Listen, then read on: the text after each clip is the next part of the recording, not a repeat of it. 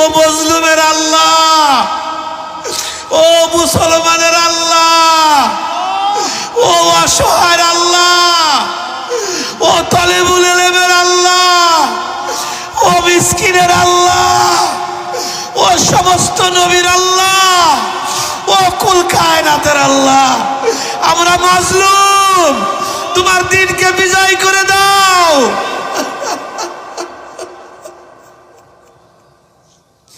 কবুল করে নাও, আজকের মজলিস কবুল করে নাও। ওরে আমার মাশুক রে,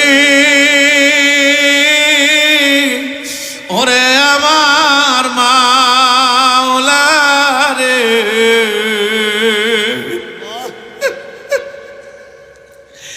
একা একা কেমনে থাকবো কবরে।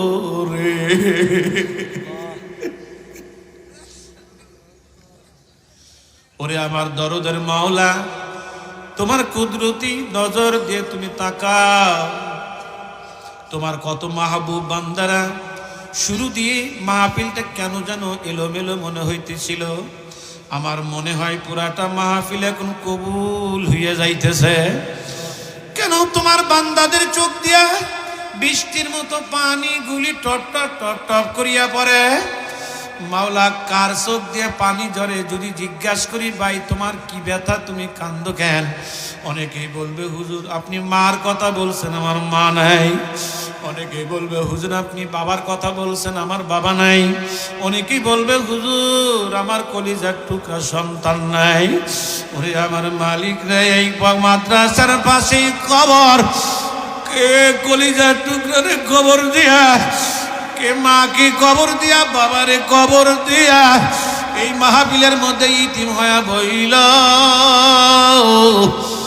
ওলা রে, এদের দোয়াকে তুমি ফেরত দিও না।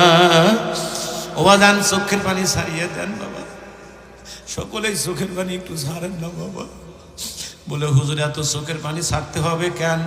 বলে এমন একটা দিন আসবে যেই দিন তুমি লাশ হইয়া ঘরে পড়িয়া থাকবা, দরাদরি করে নিয়া খাটের নিচে শুয়াইয়া ফালাইবে, মাথার বালিশটাও কারিয়া নিয়ে যাইবে, নাকে কানে তুলা দিয়ে যেদিন শুয়াইয়া রাখবে, ছোট্ট ছোট্ট বেটারা বাবা বাবা বাবা বাবা বইলা ডাকবে। কেউ দৌড়াইয়া যাবে বাঁশ কাটার জন্য, কেউ যাইবে তালাই আনার জন্য, আবার কেউ যাইবে বরুর পাতা দিয়ে পানি গরম করার জন্য, কেউ ঘরের সামনে কালো